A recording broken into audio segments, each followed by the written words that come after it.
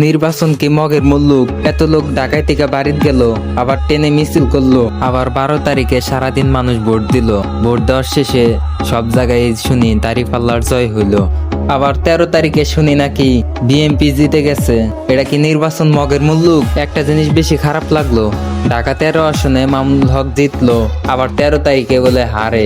এটা কেমনে কি হইলো? এই জিনিসটাই আমার মাথায় ধরে না, যে সারাদিন ভোট দেওয়া শেষে যে মামুনুল হক জয় হয়েছে। এটা নিয়ে অনেকে ভিডিও বানাইছে যে মামুনুল হকের জয় হইলো। এত বড় একটা নেতাকে কেন হারানো হলো? এটা জনগণে কখনো মাইনে নেব না।